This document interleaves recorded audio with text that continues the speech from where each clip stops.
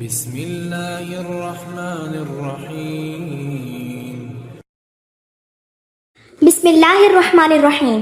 ایک ایسا پرندہ جس کو لوگ منحوس سمجھتے ہیں، اس پرندے کو لوگ الو کے نام سے جانتے ہیں۔ کچھ لوگ اس کو گھر میں پریشانی لانے والا پرندہ کہتے ہیں۔ کچھ لوگ تو یہ سمجھتے ہیں کہ جس گھر میں بھی یہ پرندہ بول پڑے یا جس گھر میں بھی یہ پرندہ آنے لگ جائے تو اس گھر میں بہت ہی بڑی مصیبت آنے والی ہے یا کسی کی موت ہونے والی ہے۔ یہ پرندہ ہمیشہ ویرانیوں میں ہی رہتا ہے۔ آخرکار یہ پرندہ کیوں سب سے چھپ کر ویرانیوں میں رہتا ہے؟ اس پرندے کے متعلق میں آپ کے ساتھ معلومات سے بھرپور ویڈیو شیئر کر رہی ہوں، لہٰذا اس ویڈیو کو آخر تک ضرور دیکھیے گا۔ اور آپ لوگوں نے اس پرندے کو اپنی زندگی میں کبھی نہ کبھی تو ضرور دیکھا ہوگا۔ آپ نے یہ بھی محسوس کیا ہوگا کہ یہ پرندہ ہمیشہ اداس ہی کیوں رہتا ہے اور ہمیشہ ویرانیوں میں ہی کیوں رہتا ہے۔ ناظرین، ایک بار ایک شخص حضرت امام جعفر صادق کی خدمت میں حاضر ہوا۔ اس شخص نے عرض کیا کہ آپ مجھے بتائیے کہ یہ جو الو پرندہ ہے یہ ہمیشہ ویران جگہ پر کیوں رہتا ہے اور یہ ہمیشہ اداس کیوں رہتا ہے؟ آپ نے فرمایا، اے شخص، جیسے تو آج اس پرندے کو دیکھ رہا ہے، یہ پرندہ ایسے ہمیشہ سے نہیں تھا۔ یہ پرندہ ہمیشہ ویرانیوں میں نہیں رہتا تھا اور نہ ہی یہ اداس رہتا تھا۔ اس کے ساتھ ایک واقعہ پیش آیا ہے۔ اس واقعے کے بعد یہ پرندہ اداس رہنے لگا ہے۔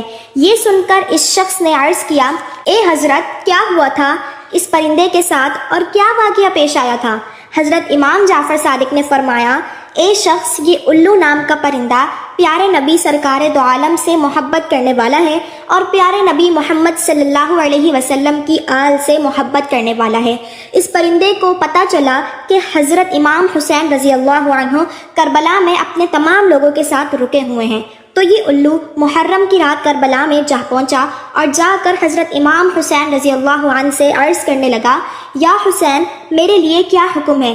تو امام حسین علیہ السلام نے فرمایا، اے پرندے، تو یہاں سے چلا جا، کیونکہ کل نبی محمد صلی اللہ علیہ وسلم کی آل کے ساتھ جو کچھ بھی ہونے والا ہے وہ تم نہیں دیکھ پاؤ گے۔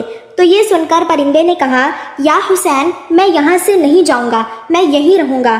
جب الو ضد کرنے لگا تو آپ علیہ السلام نے فرمایا کہ ٹھیک ہے، تم رک جاؤ۔ اس کے بعد اس پرندے نے کربلا کا پورا واقعہ اپنی آنکھوں سے دیکھا۔ یزید نے امام حسین علیہ السلام کا سر مبارک آپ کے بدن سے کیسے جدا کیا، اس پرندے نے سب اپنی آنکھوں سے دیکھا۔ امام حسین علیہ السلام کے ساتھیوں کے ساتھ جو سلوک بھی کیا گیا، اس پرندے نے اپنی آنکھوں سے دیکھا۔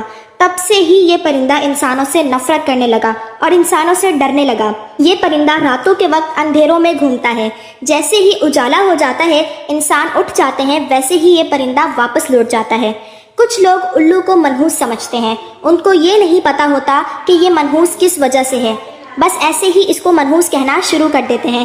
یہ کسی کے گھر کے آس پاس آ کر بول دے تو لوگ سمجھتے ہیں کہ ہمارے اوپر کوئی مصیبت آنے والی ہے۔ کئی لوگ تو ایسے ہیں کہ لوگ اس کے بولنے کی وجہ سے اپنا گھر بار چھوڑ دیتے ہیں۔ الو کو منحوس سمجھنا یہ ایک جاہلانہ سوچ ہے۔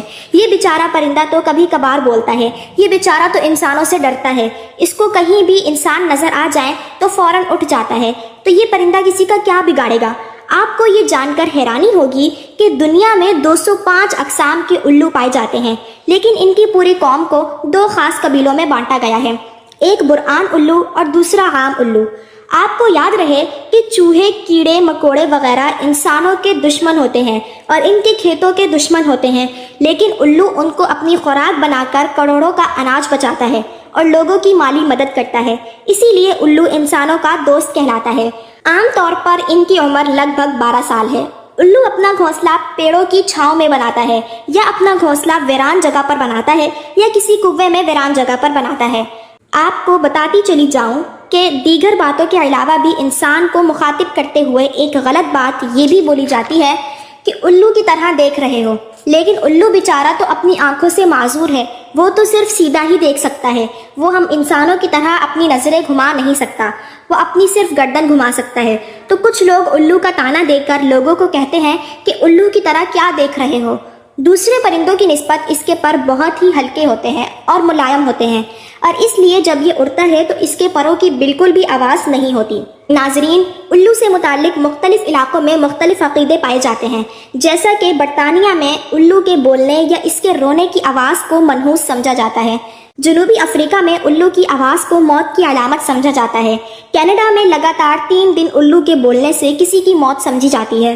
چین میں الو دکھائی دینے پر پڑوسی کی موت سمجھی جاتی ہے۔ ایران میں الو کی اچھی آواز کو خوشی کی خبر مانا جاتا ہے اور رونے والی آواز کو بری خبر سمجھتے ہیں۔ ترکی میں بھی الو کو منحوس سمجھا جاتا ہے، لیکن سفید بالوں والے الو کو صحیح سمجھا جاتا ہے۔ ہندوستان میں الو کا گھر پر بیٹھ کر بولنا اچھا شگن نہیں مانا جاتا ہے، لیکن ہندوستان میں دیوالی کے موقع پر خوشخبری لانے کے لیے، جادو ٹونا ختم کرنے کے لیے الو کی بلی چڑھائی جاتی ہے، یعنی کہ الو کی قربانی دی جاتی ہے۔ میں امید کرتی ہوں کہ آج کی ویڈیو سے آپ کو بہت ہی معلومات ملی ہوگی۔ مزید معلوماتی اور اسلامک ویڈیوز دیکھنے کے لیے میرے چینل کو سبسکرائب کریں اور کمنٹ باکس میں اپنی رائے کا اظہار ضرور کریں۔ شکریہ۔